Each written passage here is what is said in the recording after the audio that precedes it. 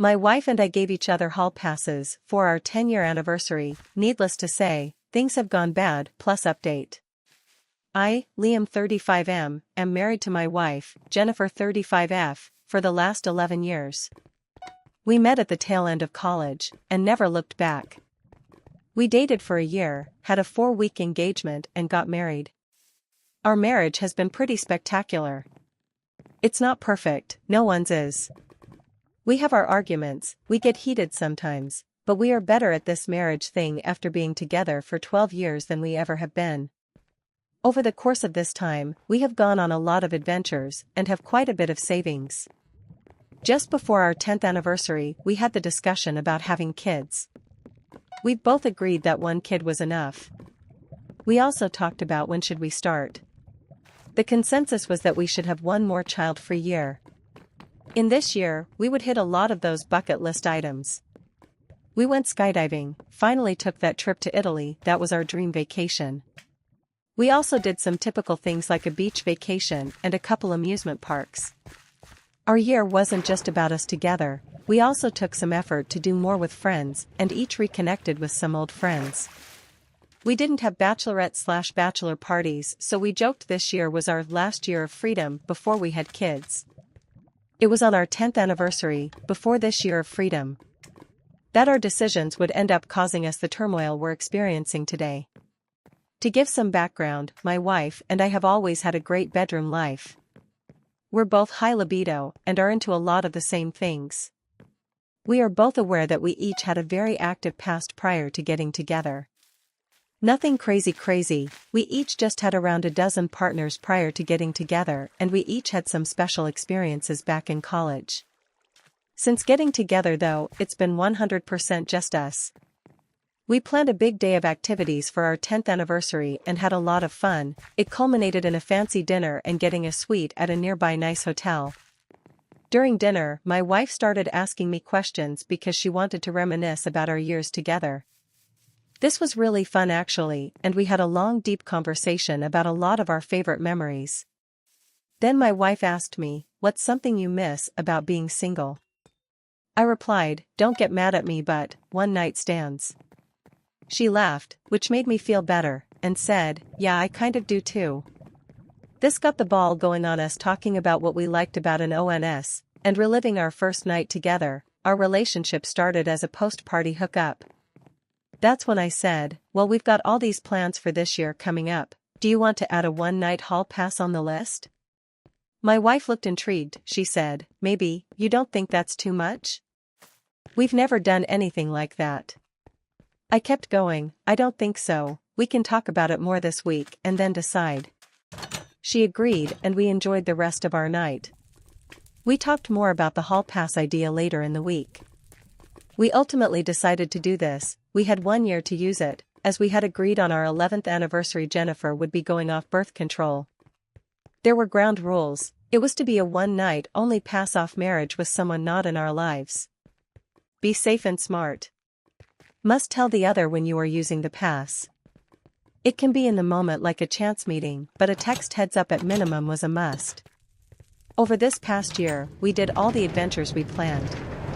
I got on the apps and put myself out there looking for a single ONS. It took a few months, but I lucked out and met an attractive 30-year-old woman. Her and her husband were opening their marriage. She wasn't sure what she was wanting out of their arrangement yet, and thought just having a quick one-nighter would be a way to get her feet wet and figure herself out. I was like the perfect candidate as 1 night was all I was offering. We met, it was a fun and exciting night. I was able to tell Jennifer ahead of time, she was excited for me, and when I got back the next day, she reclaimed me. I figured it wouldn't be long before she used hers. I was wrong. Over the year, I had asked her if she had any luck finding someone for her HP. She said, no one has stood out for me, the profiles I see are just not appealing, maybe it's me. We had some talks and she was looking for a younger guy, maybe around 25. She said there are a lot of single guys on, but they always came off as arrogant or immature. It wasn't until we were almost 11 months in that she said she was ready to use her hall pass. I had gotten to the point I was feeling guilty about using mine, thinking maybe she reconsidered and wasn't going to use hers at all. So when she told me she was ready, she also said it was a special situation, and wanted to know if she was still inside our rules, because she wasn't going to break those. She told me for the last 3 months there's been a 23-year-old intern, Wes, in one of the other departments at her company. They interacted some, but just about work as her department and has often had to collaborate. She had been attracted to him, even more so after figuring out he wasn't an idiot, but new coworkers were bad choices. On top of that, he could potentially be hired at the end of his internship, and that's a big HR no-no. A few days ago, Wes came in and put in a notice that he would be ending his internship, as he had been hired for a full-time position in the same field at another company. Their office was all the way across the city, so it would be unlikely for them to be bumping into each other. She wanted to know if this was out of our lives enough. I told her it sounded fine to me, just be safe and smart. She said she would, she wasn't going to proposition him until after his last day was over. Fast forward a week and the day was here. At the end of the day, as Wes was leaving and had said his goodbyes to everyone, my wife told him she would walk him out. He thought that was weird. When they got to his car, she propositioned him about having a night of fun together. She told him she had one hall pass for one night, and would get hotel for them if he was interested. He was very interested, but also wasn't sure if it was true and didn't want to get involved in a marriage. My wife put me on a FaceTime call and the guy asked if it was real. I told him yeah, I already used mine, you're her pick, so it's up to you. Jennifer told me he was very excited at that point. He followed her to a hotel and she came back the next morning, where I returned the favor by reclaiming her. The next few weeks clicked by, and our 11th anniversary got here. That day she stopped her birth control. About 2 weeks later, my wife was pregnant, which we thought was oddly quick. We booked an appointment and learned today that she is actually about 7 weeks. This lines up perfectly with her hall pass use, but we also have been having sex often around that time, including the next day. So now I have no idea what to do. She's pregnant, and there is a chance it's not mine. I'm so stressed out. She said she needed to go for a walk to clear her mind. I'm just sitting here stewing, trying to figure out what I should do while waiting for her to come back. This is a total mess. The baby is here. I'll start by filling you in on all that happened with my wife, Jennifer, and I, Liam.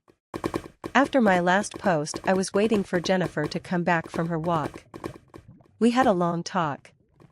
I asked her if she used a condom when with Wes. She said, no, that didn't even cross my mind. I was noticeably flabbergasted by that revelation, and had a bit of a snap. What the hell happened to safe and smart? Jennifer, is that what you meant by that? I thought you just meant make sure they're not a psycho. I was on the pill. I don't know why you're snapping at me, you know I've never made anyone use a condom before, why the hell would I think to do that now? Me, really Jennifer, I don't know, maybe because you're not 21 anymore and I thought you'd want to not get an STD. Jennifer started to tear up. I didn't want anything like this to happen, I'm sorry, I really just didn't think about it.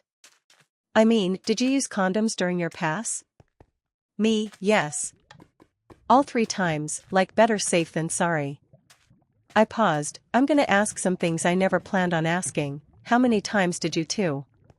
She looked up, eyes pointed up like she was thinking. 5. Goddamn, I followed up, so he finished in you 5 times? She said, no, just twice.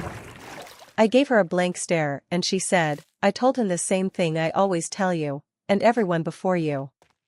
I just matter-of-factly said, you can finish wherever you want? Of course you did. At this point, she started to cry. What do you want to do? I responded, I don't want to do anything right now, we should look into paternity tests just so we know. A couple weeks later, we had a follow-up. Jennifer asked about the birth control failing and the doctor asked several questions. We figured out that the prescription athlete's foot med she had been on may make birth control less effective, though that is rare. Not rare enough apparently. Afterwards I asked if the pharmacist said anything her when she picked up the script, and she said, I don't know, I wasn't really listening. I'm also not surprised by this. I found the bottle and yes, it had a birth control warning on it. I was about to ask about paternity tests when Jennifer cued me not to. When we left, I asked her why and she said, "I don't want to spoil my pregnancy, it's probably yours." We had sex twice as many times around then, but if we get the test and it's not yours, she teared a little. "Well, this is the only time I'm going to be pregnant. I'd rather believe I'm carrying your child than someone else's. I don't want to give that up. We've agreed we're keeping this baby. You've told me you don't want to separate. Can we just get the test done when the baby's here?" I agreed. I wanted her to enjoy her only pregnancy. We did all the normal things over the remaining months. Got all the stuff for the nursery, the car essentials, and stocked up on diapers. We made plans, got a go bag ready, and I baby-proofed the house the best I could. Our parents are extremely excited. They threw us a baby shower. The pregnancy was relatively smooth and after 39 weeks, our beautiful baby girl, Willow, was born. As we were there in the hospital, Jennifer asked me if I'd like to get that paternity test while we're still here. I told her, "No, I don't care anymore. This perfect girl is mine. I don't need a test to tell me that. I'm her dad, she's my girl." Jennifer was so happy. I think it was what she always wanted to hear. We're gonna take this baby home tomorrow, and just enjoy every moment we have ahead of us. Besides, the likelihood this ever comes up again is pretty slim. 22 years ago, I made a couple posts detailing the issues surrounding my, Liam 58M, wife's, Jennifer 58F, pregnancy. Since I doubt anyone remembers, the short of it was we gave each other hall passes. My wife used hers, and was having sex with me around that time. Her birth control failed and she became pregnant. We were torn about what to do. We're always keeping the baby, but knowing it was possibly another man's child caused us quite a bit of heartache. Ultimately, we decided to not get a paternity test and just raise our daughter together. Our daughter, Willow 22F, is a senior in college now. She always comes home on extended breaks and over the summer, which is easy because her university is only about an hour from here. It's the same one we graduated from. She is a fantastic young woman with a bright future. This year she asked if she could bring her boyfriend, Woody 20M, of the last 9 months home with her. We agreed. The night they got home, we had a big dinner made for them. It was going along really nicely, and we were getting to know Woody. He seemed like a really good kid. He was actually from Oregon. His grandparents lived near the university, as this is where his mom and dad were originally from. He came to college here, because it's where his dad went and to be around his grandparents. He was asking us questions too, and it was good until he asked my wife where she worked at and what she did. When she told him he said, "Oh cool, that's what my dad does." Woody then proceeded to tell her that his dad actually interned at my wife's company before getting a job at their rival. Then he got promoted and sent out to Oregon. I watched as my wife got noticeably alert during this conversation, and then it hit me like a truck. I luckily did not fall over or blurt anything out. My wife then said, "Woody, is that a nickname or were you named after the actor?" He chuckled, sort of. "It's my last name, Woodson. My first name is actually Josh, but my friends have called me Woody since middle school because, you know, when you're 12 that's hilarious, I just embrace it."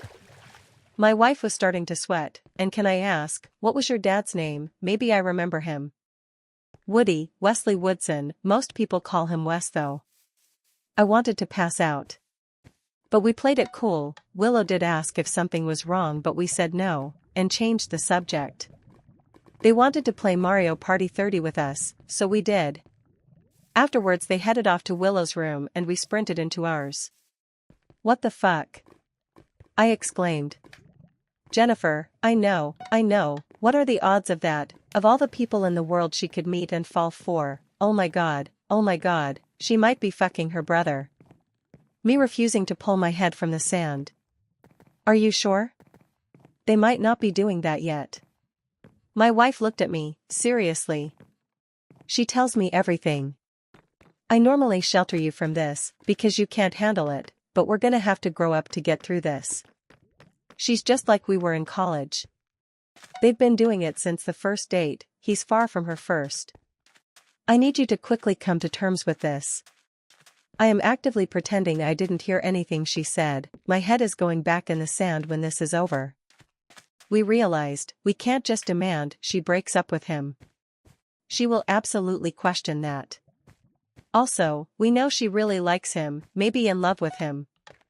She's getting towards the end of college and that's when life decisions get made, we can't just sit here and hope the relationship runs its course. Now we have to make decisions. We realize we need to get that paternity test. This will also raise questions. So we have to talk to Willow, and tell her the reality of the situation, because she is a strong-willed person and is not going to just go along with anything without answers. We talked her into sending Woody on to his grandparents a half-day early. It was an awkward day and half for us, but we did our best to not let them notice. Then we told her the whole deal, as discreetly and non-traumatizing as possible, about the hall passes, and Wes, and our decision to not get a paternity test. Willow looked like she wanted to throw up. She was so mad and disgusted. I can't blame her. All in one moment, she found out she may not know her biological father, but also that she may be in a sexual relationship with her half-brother. We got the test done and are now waiting the 5 or so days to get the results back. Willow is faking an illness to avoid visiting Woody and keeping him from coming back here. They are still talking, but she seems sad, her somber tone is helping with the sick ruse. She is just hoping that the tests come back with me as her father. I'll update when they get here and everything is settled. I feel so terrible about everything that has happened. It's been a month and I think the dust is finally starting to settle. I'll get right to the million-dollar question. Willow was not my biological daughter. She took it really hard. Not just that I wasn't her father, but this also meant she was having a relationship with her half-brother. It was a devastating discovery. We invited Woody back over. He got really nervous when he saw that Willow was crying. That is when we told him the story about Jennifer and Wes. How we never got it tested and it was a 1 in a billion chance that him and Willow find each other. He was distraught, he got angry, and stormed out. He came back later on, and had his dad, Wes, on the phone. We talked and I revealed that my daughter was biologically his. He remembered my wife and his night with her. He couldn't believe it. He said he would get on the first flight here. In the meantime, Willow was not accepting of this and wanted proof that they were brother and sister. Saying, "This test just says you're not my father, not that his dad is mine, how do you know mom didn't cheat?" I volunteered to get them DNA tested. I knew what it was going to say, but if it gave her a few days of hope I was willing. Woody agreed and we got the test sent that day. His parents arrived the next day. We showed them the results stating Willow was not mine. We also told them we tested the 2 youths to see if they were brother and sister.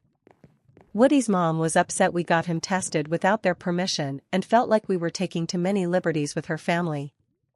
She said, "You already dropped a bomb that my husband has a secret child, and now you're just doing what you want with our son." I understood where she was coming from, we were definitely disrupting their peace. Wes and Willow took a paternity test that day and got it in the mail. The Woodsons went to stay with their family. We stayed home and tried to work through everything as a family. We made an individual counseling appointment for Willow, and a family therapy appointment for all of us. It was a tough few days. When we got the results back from Willow and Woody's test, we called the Woodsons. They had just received the paternity test, and were going to come over and open it with us. They arrived, and I opened the DNA test. Willow and Woody were not siblings. There was a sigh of relief amongst everyone there. I looked at my wife, my mind was racing. She had the most confused look on her face, which gave my rising anger pause. I was not prepared for what happened next. Wes opened his results, and they confirmed he was the father of Willow. He said, "This doesn't make sense, how can I be her father and them not be siblings?" I understood right away. As the wheel turned in his mind, I could see obvious pain in his eyes. He turned to his wife, who had a defensive and angry look. She began going off about the tests had to be wrong, how this is all some trick, that we want something from them, and that we are scammers. Her rambling confirmed everything. In the weeks since Willow and Woody have broken up, but are remaining friends. Those two have been through way too much in way too short of time. They are supporting each other through all of this. She has informed me that Wes has dug deep into their entire lives. He has uncovered some truly horrible and undeserved truths. His wife has been cheating and having affairs since they were engaged.